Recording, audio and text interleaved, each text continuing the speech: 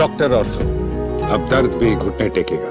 27 फरवरी को सिनेमाघरों में रिलीज होने जा रही फिल्म द केरल स्टोरी 2 एक बार फिर सियासी और सामाजिक बहस के केंद्र में आ गई है। फिल्म के रिलीज से पहले ही इसे लेकर विरोध तेज हो गया है। जहां एक और कुछ संगठन और राजनीतिक दल इस फिल्म पर केरल की छवि खराब करने और सांप्रदायिक ध्रुवीकरण का आरोप लगा रहे हैं, वहीं भारतीय जनता पार्टी खुलकर इसके समर्थन में उतर आई है। बीजेपी आईटी सेल के प्रमुख अमित मालवीय ने फिल्म के समर्थन में बयान देते हुए इसे चेतावनी बताया है। अमित मालवीय ने सोशल मीडिया प्लेटफॉर्म एक्स पर पोस्ट करते हुए कहा कि द केरल स्टोरी 2 केवल एक फिल्म नहीं बल्कि कट्टरता और संगठित शोषण के नेटवर्क को उजागर करने का प्रयास है। उन्होंने कहा कि वर्षों तक लव जिहाद को एक मिथ बनाकर खारिज किया गया, लेकिन प्रेम और धर्म के नाम पर युवा महिलाओं के साथ दुर्व्यवहार, दबाव, कट्टरपंथीकरण और तस्करी जैसी घटनाओं की कई कहानियां सामने आई है। उनके मुताबिक ये किसी षड्यंत्र की कल्पना नहीं बल्कि उन परिवारों के अनुभव हैं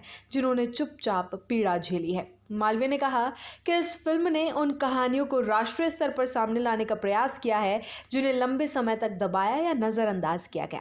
उन्होंने ये भी कहा कि जब सिनेमा असहज सच्चाइयों को दिखाने का साहस करता है तो उसे विरोध का सामना करना पड़ता है। उनके अनुसार लोकतंत्र में बहस जरूरी है और जागरूकता को नफरत नहीं कहा जा सकता। उन्होंने दोहराया कि गुस्से से सच्चाई को दबाया नहीं जा सकता और ये कहानी बताई जानी चाहिए। हालांकि फिल्म के खिलाफ विरोध भी कम नहीं है। आरोप लगाया जा रहा है कि फिल्म में केरल को लव जिहाद का हब दिखाया गया है, जिससे राज्य की सेकुलर परंपरा और सामाजिक सद्भाव को नुकसान पहुंच सकता है। आलोचकों का कहना है कि फिल्म के ट्रेलर में एक हिंदू लड़की को शादी के बाद जबरन बीफ खिलाने का दृश्य दिखाया गया है, जिसे वे प्रोपेगेंडा करार दे रहे हैं।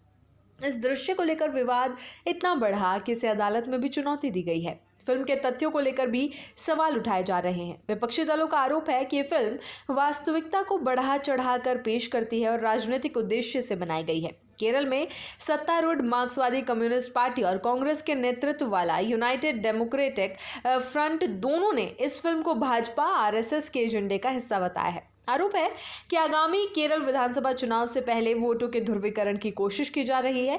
मार्क्सवादी कम्युनिस्ट पार्टी के राज्यसभा सदस्य जॉन ब्रिटास ने फिल्म को दुष्प्रचार बताया है।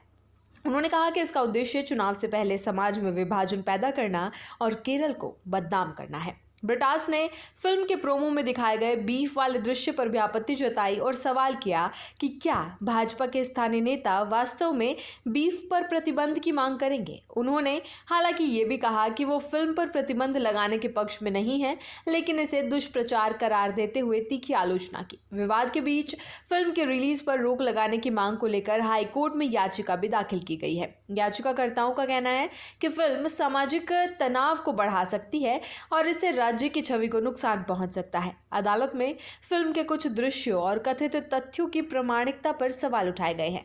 यह पहली बार नहीं है जब द केरल स्टोरी फ्रेंचाइजी विवादों में आई हो। पहले भाग को लेकर भी देश भर में बहस छिड़ी थी। समर्थकों का कहना है कि फिल्म समाज के एक संवेदनशील मुद्दे को उजागर करती है, जबकि विरोधियों का तर्क है कि इससे एक विशेष समुदाय को निशाना बनाया जा रहा है और सामाजिक सद्भाव प्रभावित हो सकता है। रिलीज से पहले ये सियासी बयानबाजी तेज हो चुकी है।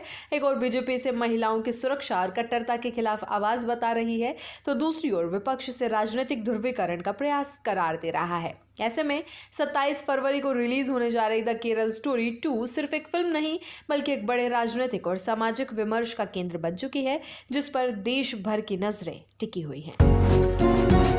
डॉक्टर ऑर्थो, अब दर्द भी घुटने टेकेगा।